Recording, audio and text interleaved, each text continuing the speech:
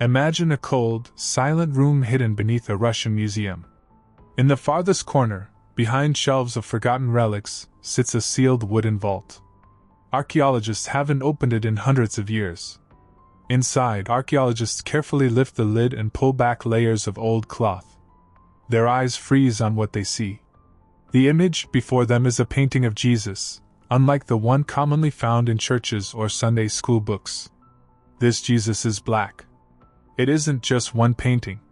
It's a collection, stacked one after another, showing the same man, different from the soft-skinned, pale figure that has filled churches across Europe and America for centuries. These aren't recent drawings. They are ancient, with cracks in the paint and faded gold frames, marked by time. The discovery spreads through the museum like fire. Locked away and buried beneath silence, a vault brimming with forgotten images awaits discovery. These paintings, once hidden, now tell a new story. These paintings tell a story of truth, origin, and lost identity. They show Jesus not as an icon molded by kings and artists but as a man shaped by geography and history. These paintings reflect the people of the region he came from. Warm skin, thick hair, dark eyes, features familiar to the Middle East and North Africa, not Northern Europe. Power and politics reshaped the image of Jesus for hundreds of years. European empires expanded, and along with their flags and soldiers came their version of religion. With that religion came an image. The image was characterized by blonde or light brown hair, blue eyes, pale skin. Pale skin became a symbol of holiness, often used to reinforce control and comfort those in power. But the discovery in Russia shifts the ground beneath this illusion. It opens the door to a past that was not lost, only hidden. These paintings lived in silence because they didn't fit the story told by the West. The oldest among them appears to date back over 600 years. Experts believe that early Eastern Orthodox traditions and African Christian communities influenced the artists who created these works. The faces they painted speak not of defiance but of deep reverence. These artists weren't trying to rebel. They were showing what they knew. They were telling their truth. Each painting holds more than color. It holds memory. It's a memory that holds significance, particularly for individuals who have never encountered themselves in sacred representations. For children with brown skin who have spent years staring at stained glass windows filled with pale saints, these paintings feel like a breath of fresh air. They say, "You belong in this story too." The discovery did not happen by chance. A team of archivists, scanning old inventories, found a note about religious icons stored in a lower vault. When they opened the crates, they expected familiar faces. What they found instead was something they had never seen before: Jesus as he might have truly appeared. Behind the first layer of paintings, there were additional layers. Each one told the same story.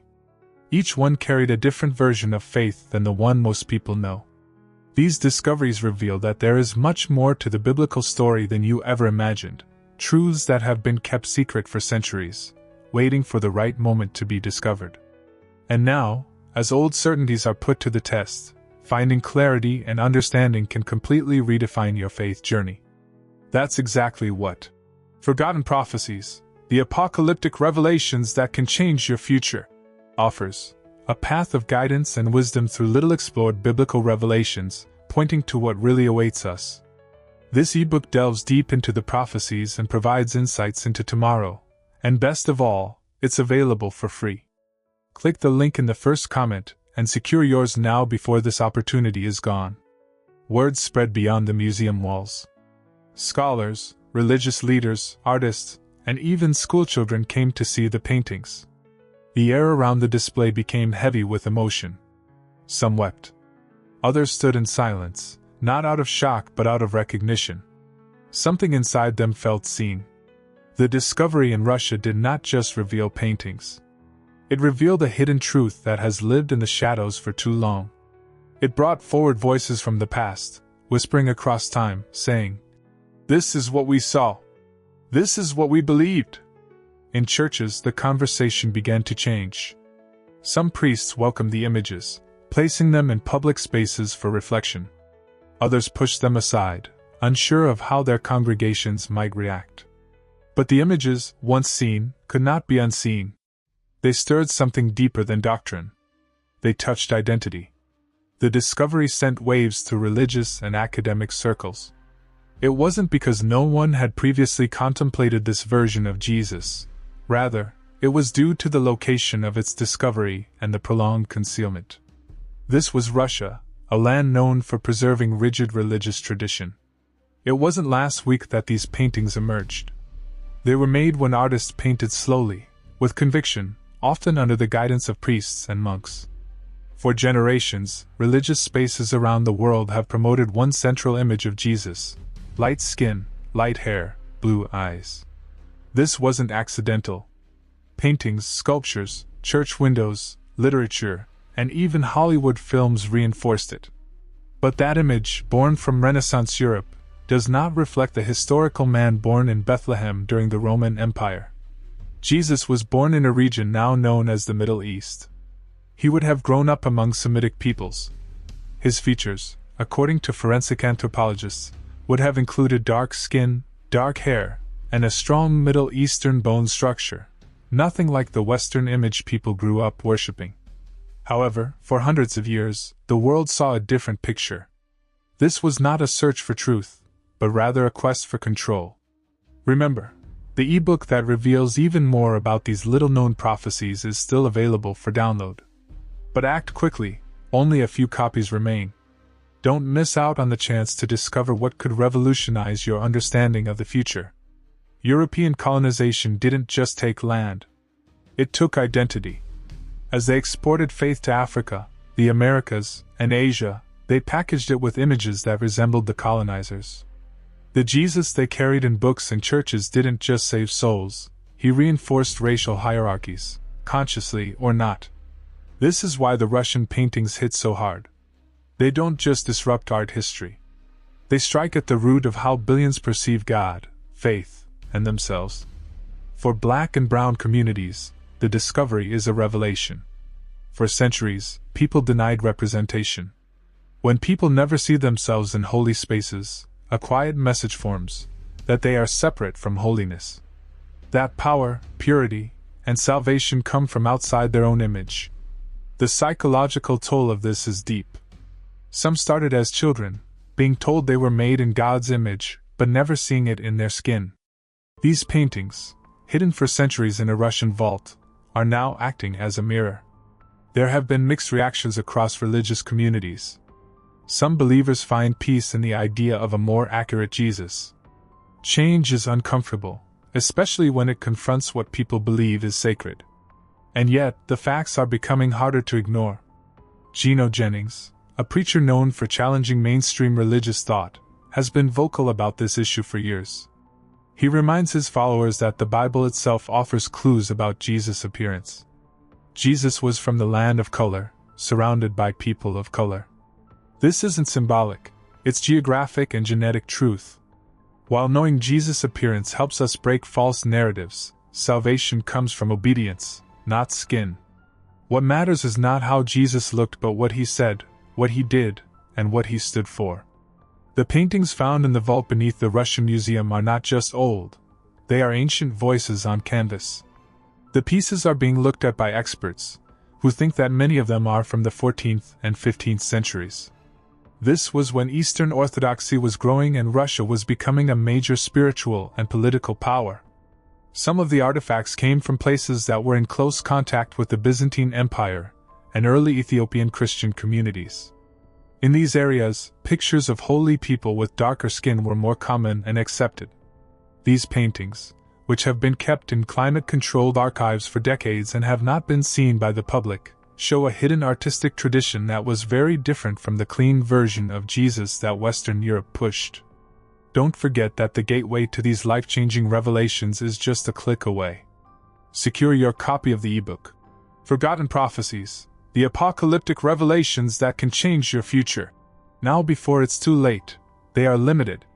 They are not propaganda.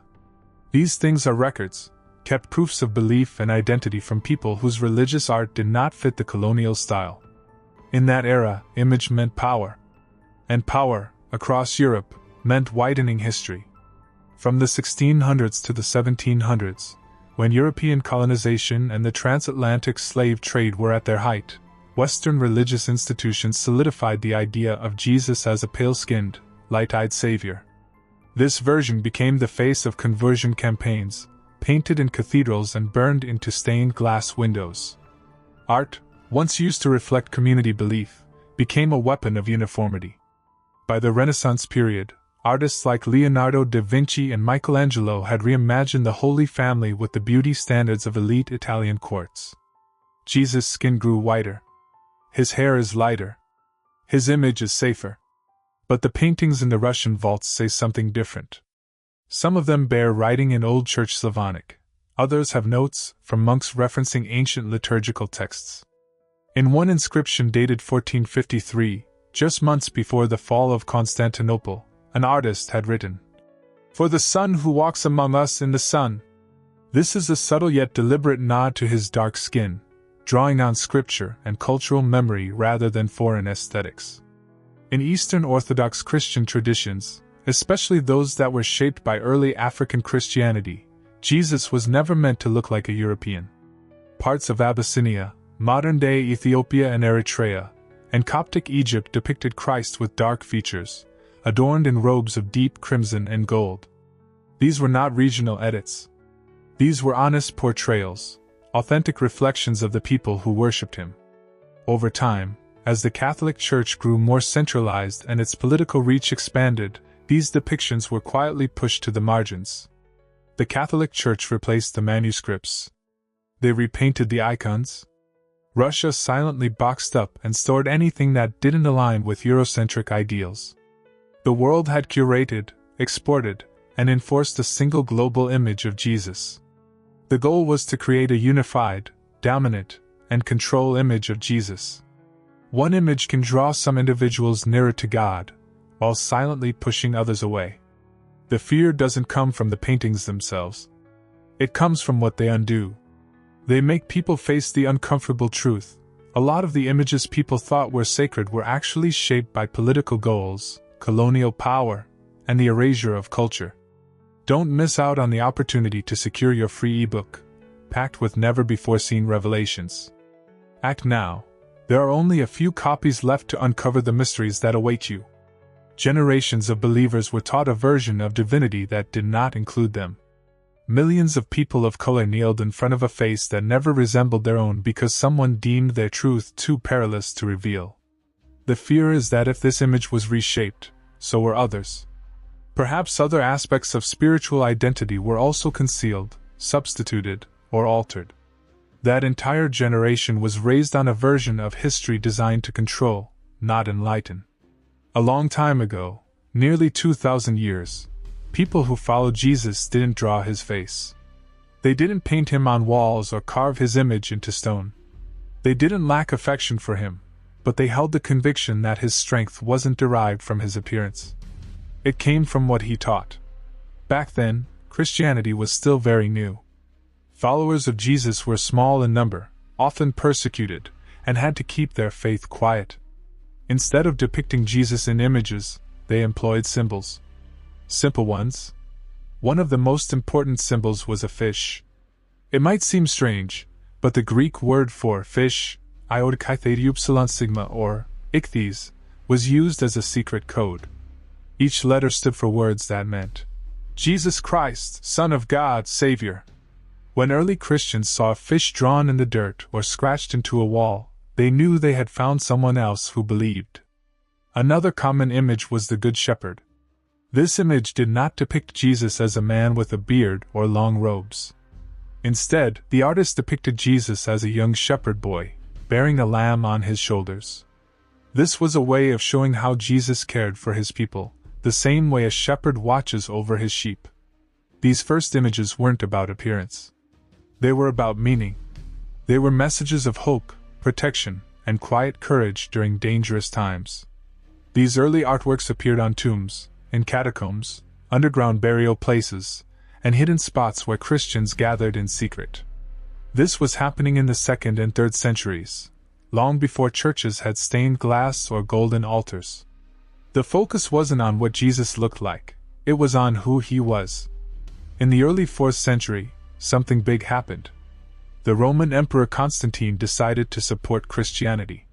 Suddenly, instead of hiding, Christians could build churches, worship freely, and share their faith openly. Christianity went from a secret movement to the official religion of the empire. Remember to join our community by subscribing to this channel. And most of those artists were from Greece and Rome, places where beauty was defined by the culture around them. Statues of gods and heroes adorned their surroundings, boasting light skin, long hair, straight noses, and bright eyes. So when they painted Jesus, they gave him those features too. This new image of Jesus, calm face, long brown hair, soft beard, pale skin, didn't come from his homeland. It came from the imaginations of artists who lived in a world of marble columns and Roman palaces. This version of Jesus became common during the time of the Byzantine Empire, which began in the 4th century and lasted over 1,000 years. Soon, this face of Jesus appeared everywhere, in massive churches, in golden icons, on the walls of palaces, and in books copied by hand. It spread across the empire like sunlight through stained glass. As Europe grew more powerful, this image of Jesus, white, calm, and noble, traveled with soldiers, priests, and colonizers. Soldiers, priests, and colonizers carried it into new lands as a symbol of religion and control. In places like Africa, Asia, and the Americas, people saw pictures of Jesus that looked nothing like them. Over time, people forgot that Jesus had lived in the Middle East. He was Jewish.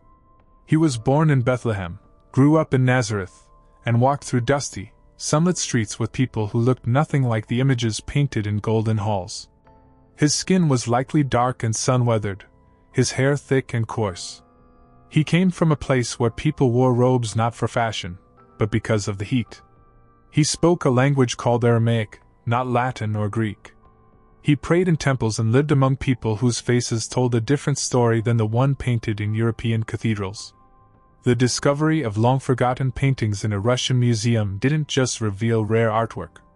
It unlocked something deeper, a memory the world had buried, perhaps on purpose.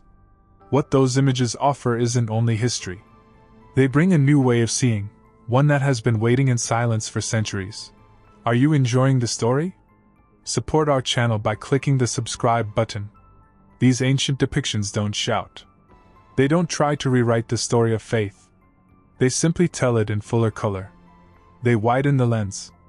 They demonstrate that the form and voice of belief were not always consistent. Centuries of tradition shaped by art and empire made a single image of Jesus so powerful it left no room for others. That image may have brought comfort to some, but it came at the cost of silencing thousands of equally valid reflections. The vaults beneath the museum didn't just hide paintings, they concealed a message. The message asserts that no singular interpretation of holiness possesses the truth. Galleries and history books don't capture the true impact of this discovery. It lives in the moment a person sees something different, something honest, and begins to question what they've always accepted. This occurs when a child encounters faith for the first time. This occurs when a teacher revises a lesson. This occurs when a preacher pauses in the middle of a sermon, reflecting on the lessons imparted and those omitted. If you're enjoying this story, consider clicking Super Thanks. Your support helps us bring more hidden histories, powerful discoveries, and eye-opening truths to light. This isn't about changing what people believe. It's about broadening what people understand. The story of Jesus was never one of borders or skin tones. His teachings didn't come in one language or belong to one people. His life was a bridge, not a wall. Ignoring these discoveries would mean continuing a long legacy of exclusion. It would mean repeating the silence that kept these images locked away in darkness for generations. But embracing them means letting truth breathe again. It means telling the full story, not just the polished version. As museums open these vaults and scholars begin to speak openly, a conversation is growing louder. The discourse encourages individuals not to abandon their convictions, but to gain a deeper comprehension of them. Recognizing the sanctity of faith, despite its unexpected appearance, is crucial. This isn't just a moment in history. It's a turning point. The kind that divides the timeline into before and after. It's the kind that encourages individuals to re-examine, with a fresh perspective and an open mind. Thanks for watching. Join our community by subscribing to this channel. Until the next video.